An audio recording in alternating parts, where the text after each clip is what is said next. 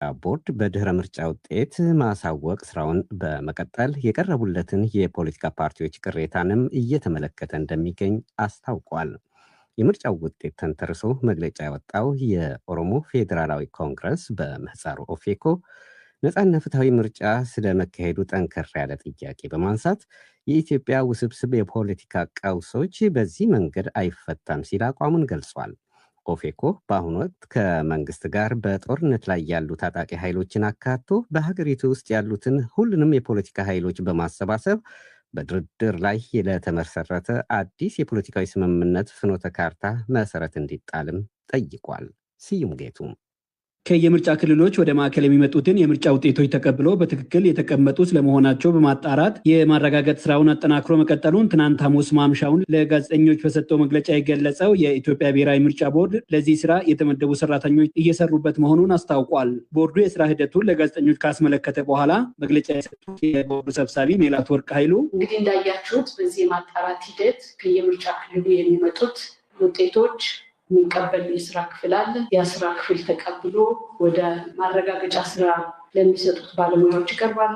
እነዛ ባለሙያዎች ደግሞ አጣርተው ወደ ኦዲት ክፍል ይልኩታል። ኦዲት ክፍል ደግሞ በህጉ መሰረት መርምሮ በአረጋጋጮቹ በኩል ለቦርዱ እንዲቀርብ ይደረጋል ማለት ነው። በሐሙስ አመሻሹ ጋዜጣዊ መግለጫ ምርጫው ከተካሄደባቸው 1139 ምርጫ ክልሎች ውጤቶች አሁን ላይ ከ8 የኃይል የምርጫ ክልሎች ውጤት በስተቀር 1131 ውጤቶች ወደ ማዕከል መምጣታቸውንም አረጋግጠዋል። ወደ 120 የምርጫ ክልሎች ላይ በተለያዩ የፖለቲካ ፓርቲዎች የቀረበው ቅሬታ በቦርዱ የህግ ባለሙያዎች እየታየ እንደሚገኝም ቦርዱ በመግለጫ አብራርተዋል። እነዚህ ቅሬታ የቀረበባቸው የምርጫ ክልሎች ተጣርተው እልባት ሳያገኙ የእነዚህ የምርጫ ክልሎች ውጤት ይፋ እንደማይደረግም የገለጹት ወይዘሮ ሜላትወርቅ ኃይሉ እስከዛሬ 148 ምስክሮች የምስክርነት ቃላቸውን ፖለቲካ ፓርቲዎች ባቀረቡት ቅሬታ ላይ አቅርበዋል። እነዚህ ባለሙያዎች ያንን ስርዓት ጠብቀው ምስክርነት እየሰሙ የሰነድ ማስረጃ የሚያጣሩ ይሆናል። እንግዲህ የመጨረሻ ውሳኔ ሰጪው አካል ቦርዱ ነው። በዛ መሰረት የሚከናወን ይሆናል ማለት ነው። ቦርዱ አሁን ወደ ማዕከል መጥተው የማጣራት ስራ ተደርጎባቸዋል የተባሉትን ውጤቶች ግን ከስር ከስር ይፋ ማድረጉን ቀጥሏል። ቀደም ሲል በተከታታይ 2 ቀናት ይፋ ከተደረጉ የ46 ምርጫ ክልሎች ውጤት በተጨማሪ ትናንት ሐሙስ ማምሻውን 32 የምርጫ ክልሎች ከጠቅላላው 1139 ምርጫው ከተደረገባቸው የምርጫ ክልሎች የ76 ምርጫ ክልሎች ውጤትን ይፋ አድርጓል። በአዲስ አበባ የህዝብ ተወካዮች ምክር ቤት ምርጫ ክልል 18 ገዢው ብልጽግና ፓርቲ ባልተሳተፈበት ነገር ግን በርካታ ተቃዋሚ የፖለቲካ ድርጅቶች እጩዎቻቸውን ባቀረቡበት የኢትዮጵያ ዜጎች ለማህበራዊ ፍትህ ኢዜማ መሪ ኢዮብ መሳፍንት ከፍተኛውን ድምጽ በማግኘት የፓርላማ መቀመጫቸውን ያረጋገጡበት ውጤት ተጠቃሽ ነው። በቤኒሻንጉል ጉሙዝ ካማሺ የምርጫ ክልል ከጉሙዝ ህዝብ ዴሞክራሲያዊ ንቅናቄ ለህዝብ ተወካዮች ምክር ቤት የተወዳደሩት መኮንን ጎላሳ፣ ለድሬዳዋ ከተማ ምክር ቤት ረመዳን መሐመድ፣ ከአዲስ ትውልድ ፓርቲ ጀማል ኡመር እና አብዱላይ ፋራ ከነጻነትና እኩልነት ፓርቲ መቀመጫ ካገኙ የተፎካካሪ ፓርቲ እጩዎች ተጠቃሽ ናቸው።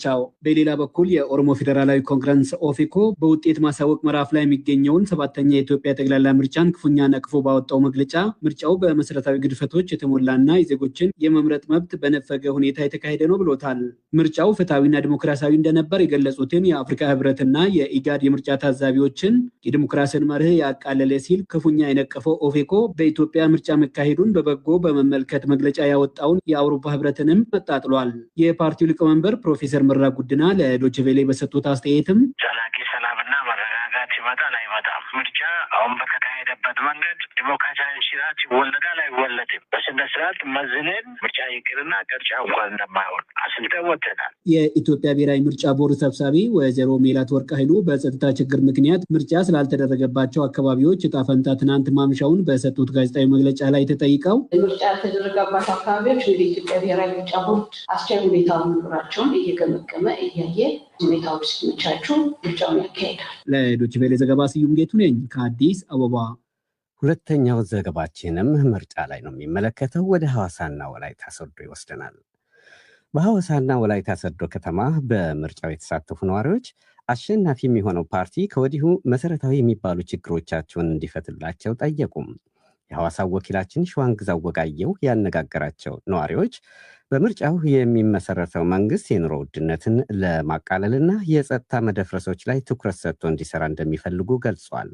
አንድ አስተያየት ሰጪ መንግስት ኮሪደር የሚለውን ትቶ መጀመሪያ ሰው የሚበላውንና የሚጠጣውን ነገር ቢያስተካክልልን ሲሉ ተደምጧል።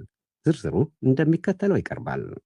የኢትዮጵያ ብሔራዊ ምርጫ ቦርድ ግንቦት 24 የተካሄደውን 7ኛው ጠቅላላ ምርጫ ተከትሎም የየአካባቢ ውጤቶችን ይፋ እያደረገ ይገኛል። በምርጫው የተሳተፉ ነዋሪዎች አሸናፊ የሚሆነው ፓርቲ ከወዲሁ መሰረታዊ የሚባሉ ችግሮችን ይፈታል የሚል ተስፋ እንዳላቸው ይናገራሉ። ዶይቼ ቬለ ያነጋገራቸው የሐዋሳና የወላይታ ሶዶ ከተማ ነዋሪዎች በቀጣይ አገሪቱን የሚመራው መንግስት በተለይ የኑሮ ውድነትና የስራ አጥነትን ለመቀነስ ትኩረት ቢሰጥ ፍላጎታቸው መሆኑን ገልጸዋል። ባለፉት 7 ዓመታት የሲዳማና የደቡብ ኢትዮጵያ ክልሎችን ጨምሮም በአብዛኛው የደቡባዊ የኢትዮጵያ ክፍል አንጻራዊ ሰላም የሰፈነበት ሆኖ ቆይቷል። ያም ሆኖ በሌሎች የአገሪቱ አካባቢዎች በመንግስት ወታደሮችና በታጣቂ ቡድኖች መካከል የሚካሄደው ግጭት በእነኚህ ክልሎች ምጣኔ ሀብታዊ፣ ማህበራዊና ፖለቲካዊ ተጽዕኖን ማሳደሩ አልቀረም። በሚቀጥሉት ዓመታት በሰላምና በጸጥታ ማስፈን ስራዎች ላይ መንግስት አጽንኦት ሰጥቶ መስራት አለበት ብለዋል አስተያየት ሰጪዎቹ። በተለይ ከጸጥታ አንጻር ላለፉት ዓመታት በጣም ሀገራችን ውስጥ ከጸጥታው ጋር ተያይዞ የሆኑ ቦታዎች ላይ በጣም የሚሰሙና ጥሩ ያሉ ነገሮች አሉ። እነዚህ ነገሮች ላይ መንግስት በስነስርዓት አጽንኦት ሰጥቶ መስራት አለበት ብዬ አስባለሁ። ምክንያቱም ሰው ሰላም ሲኖር ነው ስራ መስራት የሚችለው፣ ፖለቲካም ሃይማኖትም መካሄድ መሆን የሚችለው አንድ ሰው ሰላሙ ሲገኝ ነው፣ ደህና ሲሆን ነው። ስለዚህ እነዚህ ነገሮች ላይ በጣም እንዲሰራ እላለሁ። አሁን ከተማው እንደዚህ በጣም አምሮበታል። በጣም ደስ ብሎናል ለሁሉም ሰው። ግን እዚህ ደቡብ ውስጥ ሰላም ናቸው። ወደ ሌላ ቦታ ሰው እየተገደለ እያለቀ ነው። ይሄ ነገር እኔ እቃወማለሁ። በሃይማኖት የሚነሳ በዘር በቃ ዘረኝነት የሚባለው ነገር ይቁም። እሱ እንዲቀሰፍ ነው። እኛ በሰላም መንገድ አንድነት ላይ ለመኖር ነው እኛ የምንፈልገው። ከዚህ በኋላ ጥላቻ ይቁም፣ ዘረኝነት ይቁም፣ በሰላማዊ መንገድ መኖር ነው።